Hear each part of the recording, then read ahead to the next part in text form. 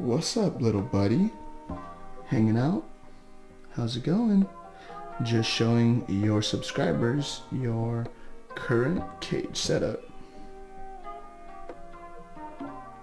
Hey guys, Alan here with Parrots&Co, and in this video I wanted to talk about the cage setup that I have for my parrot and really how to enrich your parrot's environment so that it looks forward to hanging out in its cage. A lot of parrot owners that I speak with have parrots that really scream for attention, or they seem like they don't really enjoy the process of being in their cage. So anyway, figured I would kind of give you a rundown of how I've gotten Alfie to become more independent and just be okay with being in his cage. In the beginning, he definitely was a screamer, and I am in the process of actually getting Alfie a bigger cage. So this is a cage that Alfie's had for the last few years. It suits him well. You know, he's got plenty of room in there. He's got toys.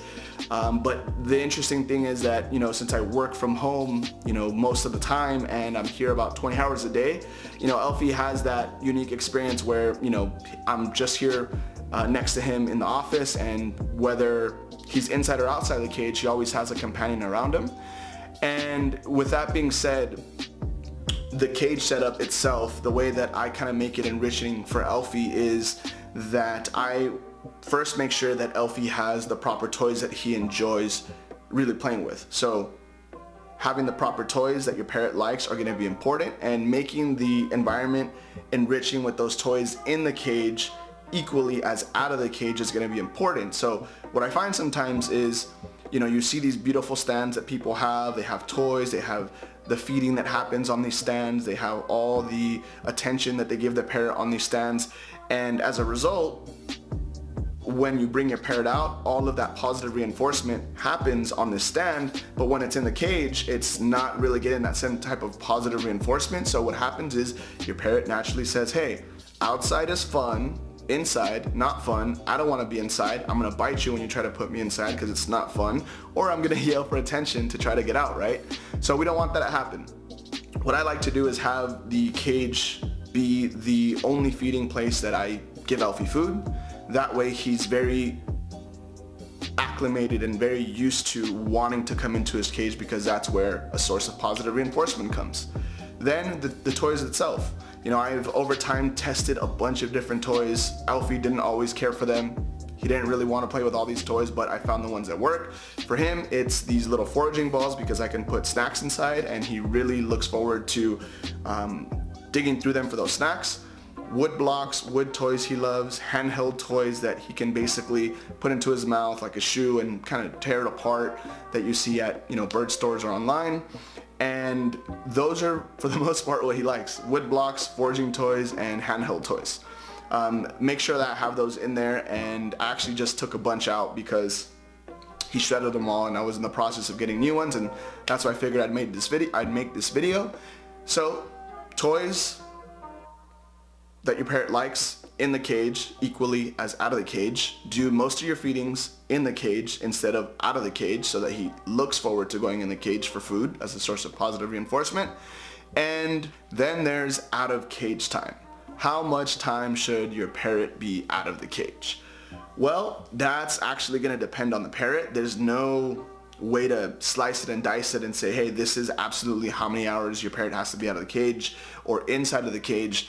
It really depends on the parrot, right? Alfie can be in the cage a good chunk of the day, and I let him out for 2 to 4 hours sometimes. But even if he's out all day from 9 a.m. to 5 p.m., unless I have that end of the day quality time with him where I sit down, give him lovies, give him head scratches, and spend that quality time, he will still be fussy and will be demanding my attention, because to him, being outside of the cage isn't the same as being engaged with me and having quality time with me.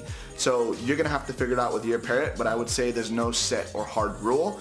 And on top of that, you know, there's no reason that you should feel bad for having your parrot in the cage some part of the day when you're here. A lot of people think that, oh, it's cruel to have your parrot in the cage all the time. Well, again, it comes down to quality time and your parrot having an enriching environment, because it learns to be more independent.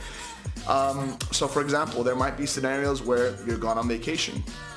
you've gone on a trip and your parrot has to be in the cage most of its time, whether it's someone coming over to check up on him or he is having he's being boarded at daycare. Well, your parrot's gonna have to be in the cage, and if you never have your parrot in the cage and then it goes in the cage, who knows how that might affect it. It might get anxious, it might get unhappy, it might get some type of way, right? So I like to practice having days randomly where he's in the cage most of the day while I'm around, I'm cleaning, I'm hanging out, and that kind of teaches him to be more independent, but also lets him know, hey, just because I'm here doesn't mean you're going to be out 24/7.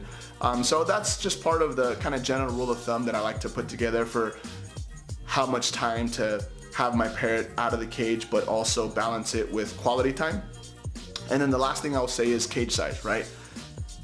The bigger the better. If you can afford to get your parrot a bigger cage, 100% get the biggest cage possible. Again, even if you have a massive cage, but it's not an enriching environment, your parrot doesn't know how to be independent, you still might run into screaming problems through contact calls or your parrot being very anxious.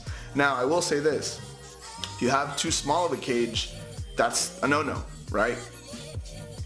When you have too small of a cage, what can happen with your parrot is sometimes it can develop anxiety problems, or the best way I can describe it is like whenever you go to the zoo and you see like certain animals in captivity like gorillas or lions or tigers that are really meant to be in this vast environment, pacing kind of back and forth. And this is a condition I think zoologists basically attribute to wild animals that are kept in captivity, where they have no way to mentally stimulate and physically stimulate themselves through exercise and doing things, to where they're pacing back and forth because they have no other way to really release energy.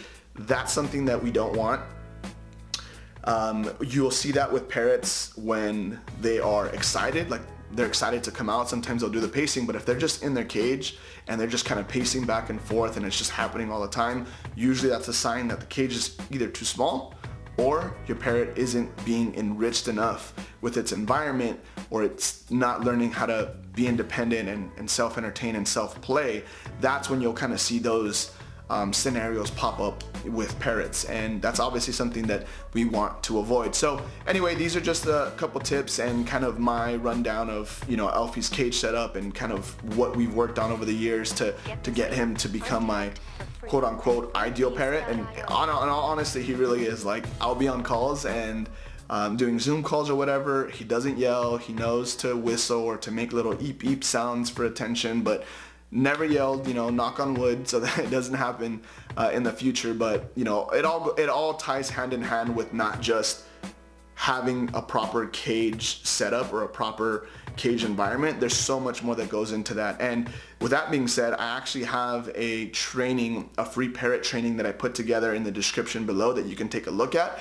And basically I walk you through the step-by-step process of how I was able to make Alfie my dream bird. And this is a guy who would bite, who would scream, who didn't know how to self-entertain, who was caged for 3 years without really getting out, to basically, you know, becoming my ideal bird. So anyway, I walk you through that step-by-step process of how I did it over the years. You know, it's not just about the cage environment, it's also about, you know, what you're feeding it, timing your training sessions, having proper training sessions, learning how to reduce unwanted behaviors. And that's exactly what we're doing, right? This is a training dedicated for new and beginner parrot owners to show them how to reduce aggression, stop screaming, remove any unwanted behaviors, and just work toward developing a well-behaved parrot so that you can build a lifelong relationship with your feathered friend using my Parrot Accelerator method. So anyway, check that video out in the description below. As always, thank you guys for watching. Alfie and I,